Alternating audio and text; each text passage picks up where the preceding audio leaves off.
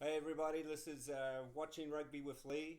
This week is the second Bledisloe Cup match, which again was a crazy distinct different halves, with the Australians in the first half being okay and then a rout in the second. I don't know if we're going to be talking about anything as far to the All Blacks, as far as like the general incompetence of Australia.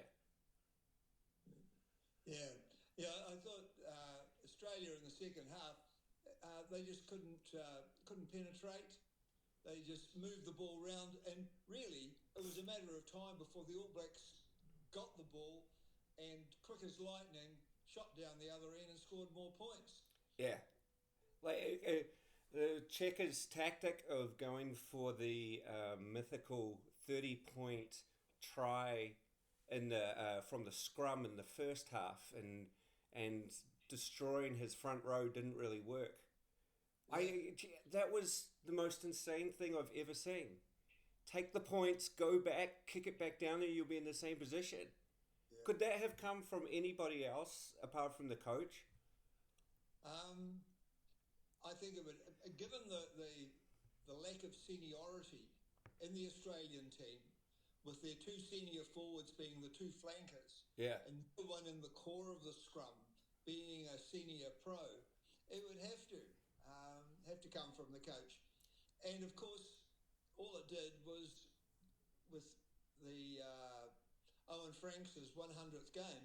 That's a matter of pride. yeah. You don't get exposed in that Well, it situation. wasn't even that. If the All Blacks could have asked Australia to do something, it would be to completely shag lift tight five. Every scrum, like you saw the front row when whoever was calling for the scrum just puff and like look at the ground, and you look at the All Black front row and they're all ready, and the Yeah, Australian front row is coming in going, yeah. and I just couldn't understand the logic behind it. No. It was almost the feeling of, oh God, not again. Yeah. Yeah, I, I don't know. I would love to know. You got to wonder if stuff is going to come out after Check is gone about Mm. how dysfunctional this Australian team is. Yeah. I know when Robbie Deans had the Australian team, the team was ruled by a bunch of senior pros. And New Zealand threw that away a long time ago. So when a young guy gets in the All Blacks now and they have a team meeting, he's asked for his opinion and expected to give it. Yeah. Whereas with the Australians, they might still be with the senior pros running the outfit and the rest just doing as they're told. Is it still the case in Australian rugby that the prominent Sydney clubs are still run like New South Wales and therefore Australia? Like To a It was degree, although Randwick, right? yeah, Wasn't it? Where were the Ellers well, at? I, I, But it's I'm not sure because the Brumbies were a good team. yeah, They played pretty well in the Super Rugby.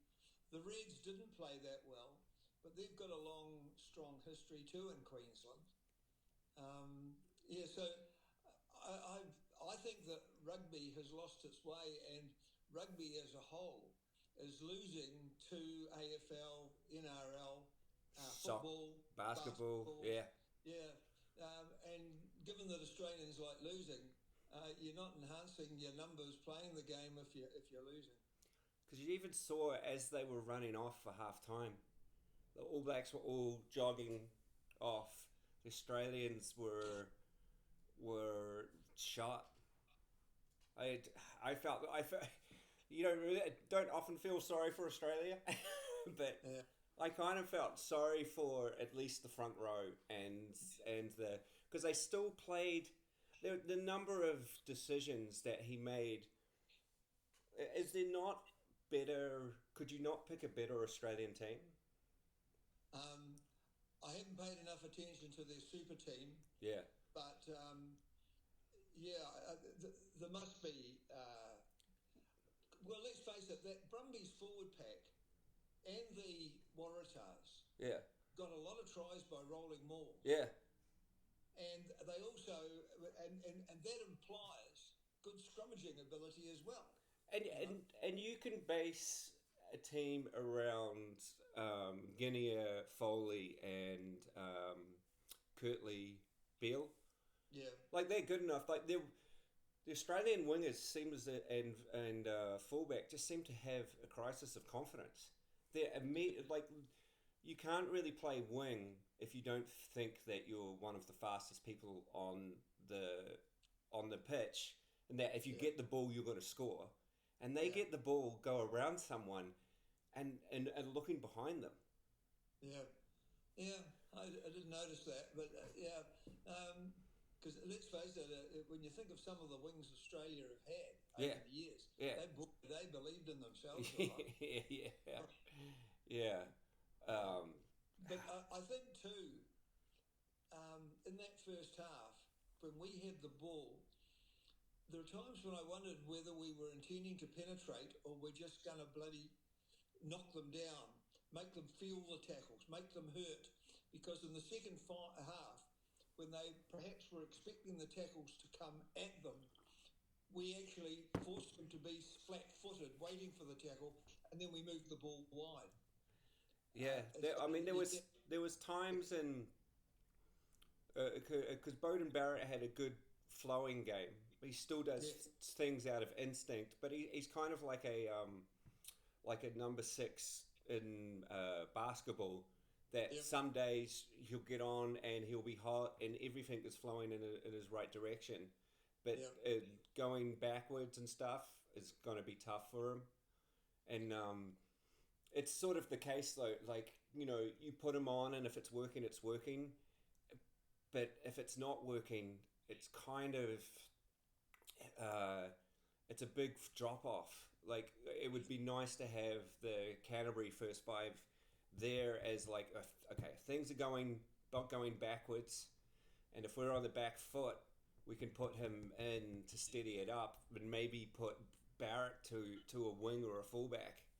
Yeah, well, I think you're right. I think that there are positions in the rugby team now that, given where the play is and what situation is occurring, the players can perform different roles. Like we've got three fullbacks now, and they can alternate. Yeah. I'm inclined to think that from rucks and mauls, we've got 6, 7, and 9, all of whom can do each other's jobs. Yeah. Now, Guinea is a bit small for that, I grant you, but Perenara is not. Yeah. And we could well do not that. Guinea, Aaron Smith. Yeah. Aaron Smith, yeah. Yeah. And also with running backs, like midfield backs, I think our big advantage is that 6, 7, and 8 can all do that, but now 4 and 5 can as well. Yeah. So there are options that are emerging in the All Black team. I think the other thing that is very impressive is that when they defend, they're looking for the turnover, and the transition between defence and attack, they react to far more quickly than Australia when they get depressed, having been attacking, and are now forced to defend. Yeah. The Australian line-out did better, but I thought that they did better because the ref just decided that you don't have to throw the ball in straight. We were jumping up and down about that when we watched There was so many times where it was like he was catching it on the side, either straight up or to the side that his backs were on. Yeah. And it's I don't know. The reffing, it seems like the refs get a tear down of their performance, and then the next game they play, that's all they concentrate on. No matter what the play is in front of them, they've got in the back of the head, oh, my assessor said I had to concentrate on this rule, and they'll blow up that rule 3 or 4 times to sort of show, oh, the assessor, oh, you did this. And even if it's not there. Well, I think a good standard rule is if the opposition are not prepared to jump for the ball in the line-out, you might let them away with it. Huh. But the All Blacks sure as hell were going to compete for the ball. Yeah. Therefore, it's going to be an even contest. Yeah. I, I don't know why you don't have to lift in the line out. If No. if you're lifting Retallick or Whitelock, and then you throw to a normal guy jumping, you can throw it faster, and it can be lower. And so Retallick's all the way up here, and then the ball will be around his waist. It's pretty hard to do that. You're trying to constantly out jump those guys, and they're too good. Yeah. Just lower it. Yeah. Jump at But one at you're right. jump at 1 at 3 and do it fast. Yeah.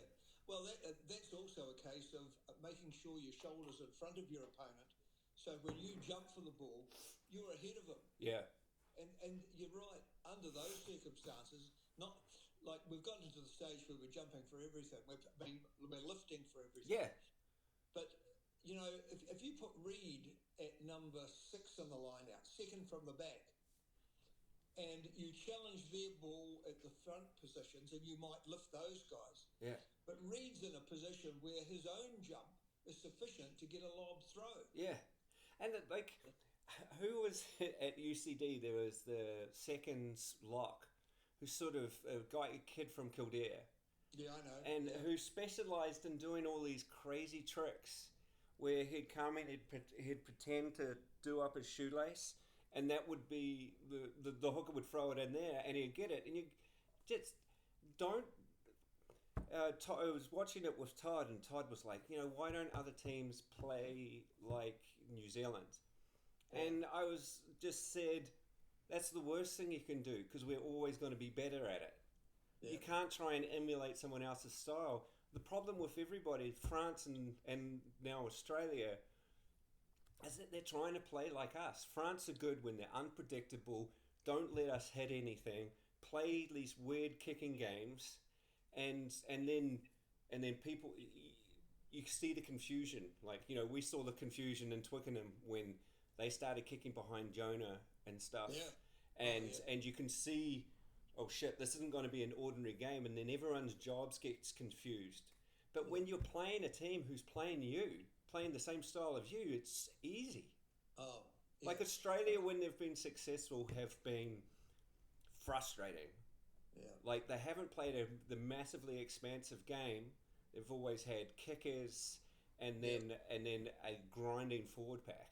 Yeah. And they've just gone away from what they're good at. Yeah. And I just hope that it's a matter of selection rather than the fact that they haven't got the players. Yeah.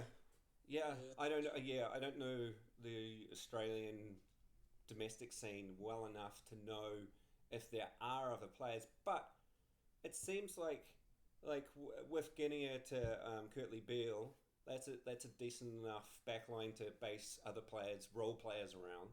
Yeah, it is. I don't know about and the two loose forwards. It's again when they'll put a flavour of the month Samoan player or Tongan player at number 8 who doesn't do the donkey work, and will have like 2 runs where he might do a big hit on one of our guys, and that will keep him in the team for like 2 or 3 years. But what you miss is the other guys. Hooper and Pocock are just, they must have to go on an IV after every game. Oh, yeah. They took an absolute hammering, didn't Oh, they? Yeah. they're Really a real hammering. Yeah. Like, Mind you, Sam Cane did too. yeah. I begin to wonder whether jackling is looked on as being dangerous, and that what we should have after the tackle is counter ruck, where you bind on a teammate and 2 loose scrums try to push each other off the ball. Yeah. And that would have nowhere near the physical consequences of the jackling. And it also takes the defensive line back, and so you have more room for the possession instead of the going and standing, and then you have people just running like missiles into these guys standing over a ball. Is weird. And again, a lot of it goes down to the stupid substitution. Like at the end of the game, when hardly any of the players on the pitch had a number above 15, it was like, it doesn't make sense. Like the garbage time that comes like at the end of games when the score's out of reach. Like those last, like you saw those last tries, Yeah. like the Australians were attacking inside the 22 and they lost it, and I'm like, here goes a try, Yeah. and like, And the two tries that were disallowed, all right, in terms of law, they were disallowed. They were forward passes. yeah, The difference was half a metre yeah, in the direction of the pass, yeah, yeah, and that was another 14 points, or yeah, at least 10. yeah. Oh, But yeah, you're right. I think that they just have to be. I don't know. Look at the whole Australian scene and decide what is the style of rugby for the personnel we've got. Well, first of all, what have we got the best personnel? And then what style should these guys play at? I watched provincial games yesterday, Southland, Tasman and Auckland, North Auckland, or Northland. And counter-rucking has come right back into their game. yeah, And in one situation, counter-rucking led to 3 or 4 turnovers by each team yeah, as the play continued. yeah. Because it's interesting what rugby has always criticised American football for. It's like, oh, you bring someone on for, just this one play and stuff, and as a consequence, they're huge, and they don't have to run for more than 5 minutes. And we're sort of creating that situation now in rugby, where, you had players when you only had like 2 or 3 substitutions that were great for 60 minutes, but you couldn't pick them because they were a liability after that 65 minutes were up. A university team would play a big men's team, and they're like, okay, we're going to get the shit kicked out of us for 65 minutes. It will open up in the last 10, and now that's gone. And it creates people with slighter builds not wanting to play rugby, crashing, more accidents, less room, and more like rugby league, which is all the things that we don't want. Yeah, that's right. You've got to retain your identity as a sport, otherwise you lose the sport. Yeah. Because I think, and then teams like Australia, I don't know, I think our style is a pretty power orientated one now, and like the French and Australians used to have different styles, and having that 80 minutes players getting fatigued and smaller body frames allowed them to compete, and now you can only do one style, or you have a limited amount of styles you can do. You could do a forward based game, I suppose, and just power and scrummage and stuff like that, but it's taken out a lot of the finesse and tactics of the game. Yeah, and I wonder, when we play that power game, especially in the first half, I know it doesn't involve the opposition running around the field much because the defence line's a line of 12 to 14 players across the field, but we are hitting them very hard. Oh, and Australia played right into it. They were around halfway. They were in good positions to give Foley and Beale the ball to kick into the corners, and let's just start down there. Yeah. And they were running 5 and 6 phases for about 10 meters, and getting crushed. Like the player with the ball would get crushed, and the player trying to maintain the ball getting crushed, and that's got to wear on you. And especially after the first test, it's as if you didn't even watch the first test. Yeah. But you can tell it's a dictatorship in that team. Well, if you're an inferior team, the first thing is field position. Mm-hmm. Then you do the homework about the line out. Uh-huh. And Australia in the first test did some homework, which means that even though they've got the throw in, you've got a 40-60 chance of winning the ball. Now you've got the ball back. Now you get patient and just camp down there until they concede a penalty or you manage to penetrate. Because it's not like the All Blacks can play a fairly reckless style with the ball sometimes, and there's got to be times when that doesn't come off.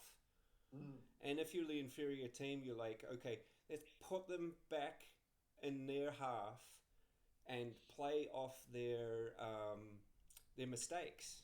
Yeah. Like, even to the point of, all right, we're going to try and get 3 or 4 penalties and a drop goal. Yeah. Like, something like that, rather than that. Oh my God, how many scrums was it? 4 or 5 scrums with 12 minutes gone. Yeah. I didn't. Oh man. Yeah. Yeah. So if your player's in the team solely for scrummaging, he's not getting well employed, is he? Yeah. Oh man. Like, But because I tell you what, I watched Argentina South Africa, yeah, and Argentina were ahead by over 20 points at half time. yeah, They've got some damn good backs. They're big, strong guys, and they run directly onto the ball. They create space for their teammates. All right, they didn't do so well in the second half. South Africa came back, but they're in a great position, I think, because their forward packs are always good, and every test they play, that's not against a minnow, they're like, we're the underdogs. We can, you know, if we lose, everyone expects it. If we win and have a go, everyone's going to love us. Like, yeah. Well, people forget that at that World Cup in France, they beat France in the first game, and then they beat France for the third, fourth playoff. They were actually third in that World Cup. wow. So Because they the could. only teams ahead of them were Australia and England. Are they by far the best scrummaging team? How did the South African? Oh, it was pretty even Stevens. They've got some. They got the beast South Africa, and they've got a guy Malcolm Marx at hooker Yeah, who has played on the flank, yeah, and he's a pretty able sort of citizen too. yeah. But no, it was no one was able to exploit each other's scrum in that game. Huh. And yeah, I probably should have watched it so we could have talked about it. But No. but because the Australian game, it was boring after you knew what was going to happen in the second half, and it ceased to be a contest very quickly. Yeah. And there was nothing really to. If you were the All Blacks coach, what would you do? Like, Yeah. I suppose what you've got to do is look at the opposition and decide what aspects of play the opposition are going to counter and work out a counter to them. who have they got coming up? Eh? Who have they got coming up? Oh, Argentina in Nelson and South Africa in Wellington. Yeah. Argentina 2 weeks away on the 8th, Yeah. and then I think South Africa's a week later. Oh So God. they're tough bloody games. Yeah. Well, I mean, Checker has to go. I don't know. There's no point in him. You're not going to get any more disruptive of a team as now. It's probably the worst ebb that we've seen Australia. Yeah. To But be. I think that what a lot of countries would do is bring in an overseas coach. But I think the difficulties Robbie Dean's found in Australia, being an overseas coach, means that if you're not part of that, the way they see rugby and that culture within the team, it's bloody hard if you're an offshore person. Do you think Hooper as a captain? It's sort of because I know Pocock is a strong character. Yeah. And Foley and Beale seems like they have some leadership qualities. Yeah. Like, it seems like Hooper's in there not really as a captain, but as a captain in name, but he doesn't have a great input into how or freedom to lead on the pitch. You see, he's almost looking over his shoulder on the pitch, which isn't great in a game like rugby where you need to be able to shift tactics. So you think he's preoccupied by the problems of the team? Well, and Checker's personality is too big that he can't make a decision that might backfire or might be good, because Checker is, he's one of those psychopaths that, will steer the ship into the iceberg just as long as he's steering, Yeah, because I know, I think Hooper and Pocock are regarded highly, but what they tend to do is to force them to make the tackle because they know how good they are at regaining possession after the tackle. And if you commit them to the tackle, they can't be doing the two jobs at once. For their loose forwards, they always have this idea that they need this smashing runner at in the forwards, where they're always good when their backs are good, and I would put Pocock or Hooper into a number 8, and then bring on a small, fast, traditional, old style flanker who gets there first, and then Pocock and those guys can help. Yeah. Because a lot of the times also Pocock and Hooper do the same job on the same ruck. Yeah. And it takes both of them out of the game rather than, okay, he's there. Because at the end of, they both really like to compete. But they're not doing it. You see after every game, they're shattered. Yeah. Like, I mean, it's, they should be shattered, but not as much as they are. At half time, they're pretty much shattered. Yeah. Well, the way Rodney Soyalo used to support Richie. Yeah. Richie would go and Richie would put his nose on the ball, but Rodney would arrive, and then most of the time, but not always, Jerry Collins would arrive too. Yeah. And they covered Richie. Anyone who got to compete with him, they would, with good body position, drive them off him. Yeah. Let Richie do his job. Yeah. Yeah. Yeah. Anyway. Well, so coming to the end here, what game have we got next week? It's the provincial stuff here. Okay. And what I'm most interested in watching there is the degree to which the contest after the tackle takes place, and whether these guys start binding with each other, and it's not just a counter ruck with individuals belting in, but 3 or 4 guys bound as a loose scrum, competing with each other to push each other off the ball. It seems to be happening. I live in the hope that it is. Yeah. All right. So next week, if you guys want to watch, we're just going to be watching Minor 10 Cup and the play in general, and we'll talk about it next week. That'll be good. All right. Thanks for watching Rugby with Lee. See you next week. Bye. Okay. Bye. Bye.